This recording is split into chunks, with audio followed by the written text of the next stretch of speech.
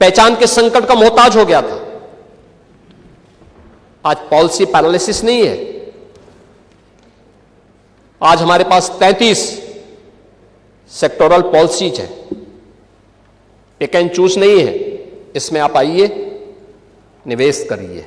सरकार के ये नियम है, सरकार इस पे इसके अनुरूप आपको ये सुविधा देगी। परिणाम है यूपी के अंदर निवेश आ रहा है। यूपी देश के अंदर एक ड्रीम डेस्टिनेशन बना है इन्वेस्टमेंट का। इसके परिणाम स्वरूप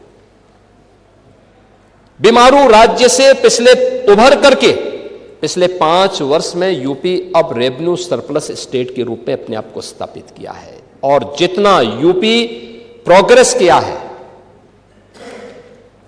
आज देश के अंदर आर्थिक स्थिति में अन्य राज्यों की स्थिति यूपी से उतनी अच्छी नहीं जितनी यूपी आज है। ये प्रयास से होता है, शुद्ध नियत से होता है, स्पष्ट नीतियों से होता है। उन नीतियों को जमीनी धरातल पर उतारने की इच्छा शक्ति से होता है। और उन कारणों से आज सरकार ने इन चीजों को आगे बढ़ाया है। आज हमें इस बात पर प्रसन्नता होती है कि हमारी सरकार ने उत्तर प्रदेश के पर लगे हुए बीमारू के कलंक से हमने इसको यूपी को मुक्त किया है। आज यूपी बीमारू राज्य नहीं है। गत 5 वर्ष से रेवेन्यू सरप्लस स्टेट के रूप में आज यूपी मजबूती के साथ, दमदारी के साथ आगे बढ़ रहा है। और डबल इंजन की, डबल स्पीड की सरकार भी पॉलिसी पैरालिसिस का शिकार नहीं है। हमारे पास अलग अलग सेक्टर की पॉलिसीज हैं। कोई भी निवेशक आएगा, उसके लिए लैंड बैंक है, पॉलिसी के दायरे में आकर के निवेश कर रहा है। और सरकार ने उसको यहां पे एक गुड गवर्नेंस का एक माहौल भी दिया है, बेहतरीन सुरक्षा का माहौल दिया है। आज कोई गुंडा किसी इंडस्ट्रीज को फोन नहीं कर सकता, किसी व्यापारी से गुंडा टैक्स नहीं ले सकता, नहीं कर सकता। अगर करेगा तो उसको भी मालूम है कि इसके परिणाम क्या होंगे।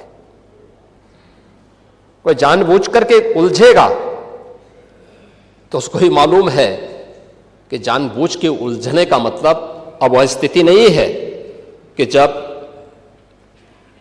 पुलिस आगे आगे दौड़ती थी और गुंडे उसको पीछे से दौड़ाते थे। अब वह यूपी नहीं है।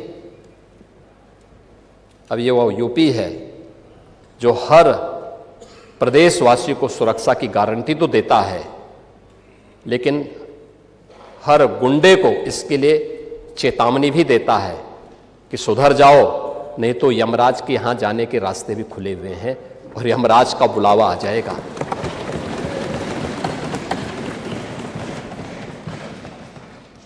वित्तीय अनुशासन और विकास दोनों का एक बेहतरीन संतुलन भी है। जो मैंने आपको बताया ना, रेवेन्यू सरप्लस है, ये वित्तीय अनुशासन का एक उदाहरण है। और विकास के लिए जो इंफ्रास्ट्रक्चर के साथ साथ वेलफेयर स्टेट के रूप में भी यूपी ने अपने आप को स्थापित किया, इसके भी उदाहरण है। आज यूपी के अंदर अपराध और अपराधियों के प्रति जीरो टॉलरेंस की नीति का परिणाम क्या है? एक fearless business, ease of doing business, trust in doing business. यानी ये आज यूपी की पहचान बनी है, जिसका परिणाम है एक ड्रीम डेस्टिनेशन के रूप में हर एक इन्वेस्टर का एक बेहतरीन गंतव्य यूपी बना है। और मैंने आपको बताया है कि यूपी के अंदर हर एक स्तर पर हम लोगों ने उत्तर प्रदेश को आगे बढ़ाया है। यूपी जैसे राज्य को जब ये देश आजाद हुआ था, तब देश की अर्थव्यवस्था में यूपी का शेयर 14% था। और कांग्रेस और बाद में समाजवादी पार्टी, इन्होंने यूपी को इतना पीछे किया कि जब हम लोग आए थे, यूपी का शेयर देश की अर्थव्यवस्था में मात्र 8% से भी कम रह गया था। 8% से कम। और आज फिर हम कह सकते हैं यूपी ने पिछले 8.5 पौने 9 वर्ष के अंदर जो प्रयास किए हैं, आज देश के अंदर अर्थव्यवस्था में यूपी फिर से 9.5 से 10% के अपने शेयर के साथ तेजी के साथ आगे बढ़ा है। यूपी आज देश की नंबर 2 की अर्थव्यवस्था के रूप में अपने आप को स्थापित किया है। और इस दौरान हमने यूपी की जीएसडीपी को, यूपी की अर्थव्यवस्था को 2012 से 16 के बीच में जितनी थी उसकी तुलना में लगभग 3 गुना बढ़ाने में 12,88,000 करोड़ रुपए की इकोनॉमी थी, आज यह 35 से 36 लाख करोड़ रुपए की इकोनॉमी यूपी की बनने जा रही है। पर कैपिटा इनकम यूपी की 43,000 से बढ़कर के 1,20,000 हो रही है। ये आज नया यूपी है। सीडी रेशो यानी जितना पैसा यूपी का नागरिक यूपी के बैंकों में जमा करता था उतना पैसा यहां खर्च नहीं हो पाता था। यहां के लोगों को उसको कर्ज के रूप में या निवेश के रूप में और पैसा नहीं मिलता था। मुश्किल से 4400 पैसा जमा करता था तो 44 पैसा उसको मिलता था, शेष नहीं मिलता था। और आज मुझे प्रसन्नता है 62 से 65% पैसा यूपी के अंदर लग रहा है। इसको 70% तक पहुंचाने के एक बड़े लक्ष्य को लेकर के आज सरकार आगे बढ़ी है। और अब मैं कह सकता, ये चीजें तब हुई हैं जब सरकार ने सुरक्षा का वातावरण दिया, अच्छा इंफ्रास्ट्रक्चर दिया। और ये चीजें तब हुई जब पिछले 8 पौने 9 वर्ष में कोई नया टैक्स नहीं लगाया। खन्ना जी अपनी फाइल लेके हमेशा बैठे रहते हैं कि वैट की दर थोड़ा बढ़ा दी जाए। मैं कहता हूं थोड़ा रुक जाइए, थोड़ा रुक जाइए। तो उसी में खन्ना जी कहते हैं ठीक है रुकना है। तो शाहजहांपुर का एक प्रस्ताव भी था, तो शाहजहांपुर के एक नए प्रस्ताव को स्वीकृत करा लेते हैं उसी में। लेकिन आप सोचिए ना, डीजल पेट्रोल पे इतना बड़ा राज्य, डीजल पेट्रोल सबसे सस्ता यूपी के अंदर, देश के अंदर है, सबसे सस्ता यूपी दे रहा है। पिछले 8 पौने 9 वर्ष के अंदर कोई किसी भी प्रकार का टैक्स हम लोगों ने नहीं लगाया। जीएसटी रिफॉर्म हुए थे, पब्लिक को लाभ मिला, लेकिन हमने कोई नया टैक्स नहीं लगाया। यानी सरकार ने सब क्या किया? हां, हमने लीकेजेस रोके, कर चोरी को रोका, योजनाओं में जो लूट थी उसको रोका। आप इंफ्रास्ट्रक्चर की बात करते हैं, बड़े बड़े दावे करते हैं, जेपीएनआईसी, गोमती रिवर फ्रंट, क्या सच्चाई है आपके जेपीएनआईसी की? 250 करोड़ रुपए का प्रोजेक्ट, 860 करोड़ रुपए खर्च हो गया और तब भी अधूरा। 250 करोड़ का प्रोजेक्ट, 860 करोड़ खर्च हो गया और तब भी अधूरा। यह है इनकी सच्चाई। गोमती रिवर फ्रंट 167 करोड़ का प्रोजेक्ट, 1400 करोड़ खर्च हो गए और तब भी अधूरा। पूर्वांचल एक्सप्रेसवे,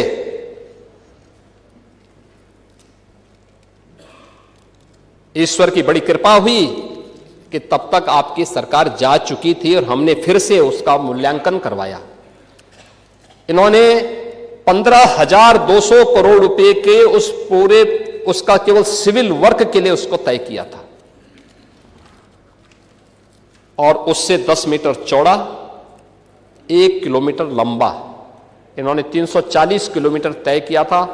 हमने थोड़ा सा उसके अलाइनमेंट को अलग से लेकर के 341 किलोमीटर लंबा बनाया, 120 मीटर चौड़ा किया और उसे जिसे 15,200 करोड़ रुपए में बना रहे थे, हम लोगों ने 11,800 करोड़ रुपए में वही एक्सप्रेसवे बना के दिखाया।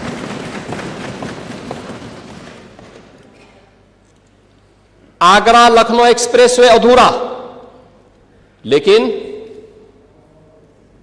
एक परिवार के लोगों ने अलाइनमेंट तय करने के पहले जमीनें खरीद ली थी। ये मजाक है देश के साथ में, प्रदेश के जनवासियों के साथ में। आपकी योजनाएं भ्रष्टाचार की भेंट इसलिए चलती थी क्योंकि नीयत साफ नहीं थी। नौजवान इसलिए नाराज था क्योंकि उसे मालूम था कि सूची तो पहले से ही आ जाती है, महाभारत के सारे रिश्ते निकल जाते थे, सूची पहले से निकल जाती थी। नौजवान ठगा का ठगा रह जाता था, उसको कुछ भी नहीं मिलता था। अन्नदाता किसान परेशान, योजनाओं का लाभ तो नहीं मिलता था। क्या होता था? उसके ट्यूबवेल की मोटर ही चोरी हो जाती थी।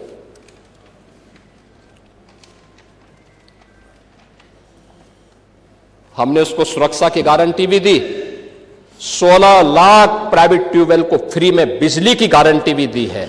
और यूपी पहला राज्य है जो अपने अन्नदाता किसानों को सर्वाधिक बिजली की आपूर्ति करता है, सर्वाधिक आपूर्ति करता है। हमारे पश्चिम के किसान आए थे, हमारे आरएलडी के सभी माननीय सदस्य हैं, बालियान जी हैं, ये सभी हमारे माननीय विधायकगण हैं, पश्चिमी यूपी से हमारे जितने भी विधायकगण, ये लोग अक्सर आते थे मेरे पास, कहते थे कि साहब गन्ना किसानों का कुछ हो जाए। हमने कहा चिंता मत करिए, यूपी 400 रुपया गन्ना मूल्य का भुगतान कर रहा है किसानों को, और 1 सप्ताह के अंदर गन्ना मूल्य का भुगतान। यानी कोई मान सकता है यूपी जैसे राज्य में अब तक, यानी हमने 2,92,000 करोड़ रुपए से अधिक का गन्ना मूल्य का भुगतान गन्ना किसानों को, अकेले गन्ना किसानों को किया है, अकेले गन्ना किसानों को यूपी ने। यह है यूपी की नई प्रोग्रेस।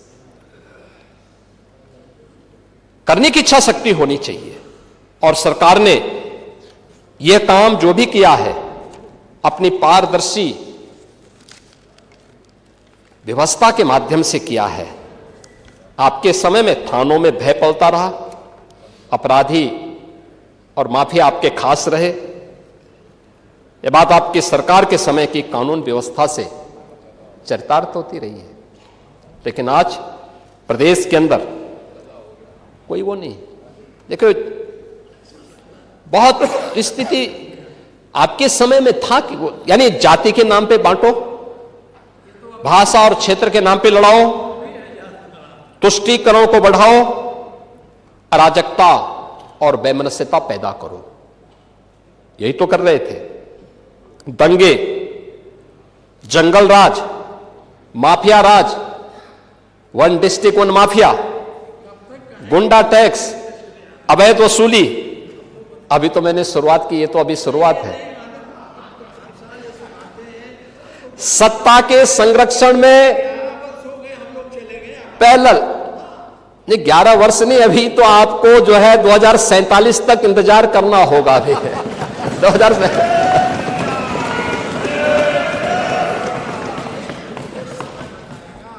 चाहे जो कहिए।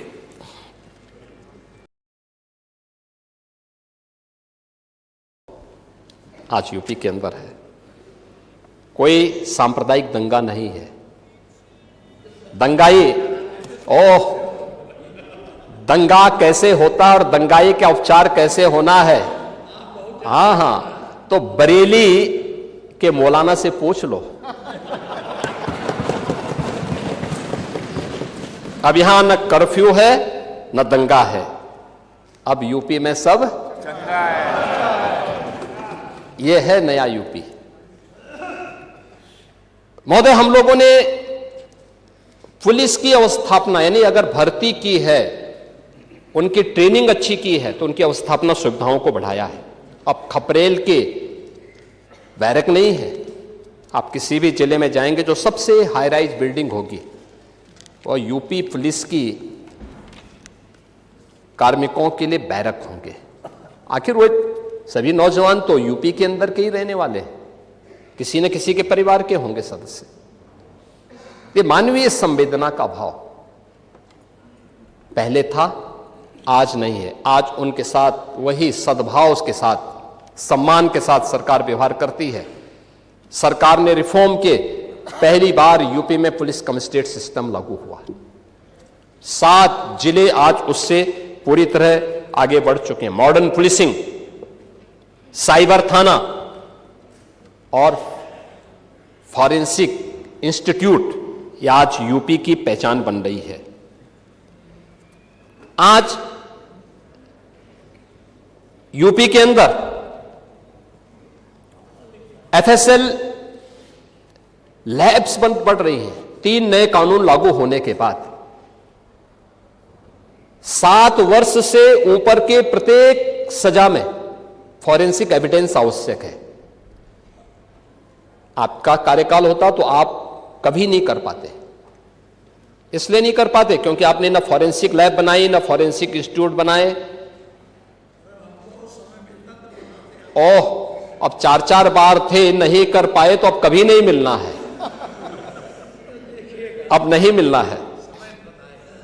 चलिए, ईश्वर करें आप स्वस्थ रहें ये सब देखने के लिए, आप स्वस्थ रहें देखने के लिए कि फिर से सपा को उधर बैठना पड़ेगा और सपा को बैठना ही नहीं पड़ेगा, उस लायक भी रहती है कि मुख्य प्रतिपक्षी दल बना रहता है कि नहीं रहता है, ये इसमें मुझे संदेह लगता है।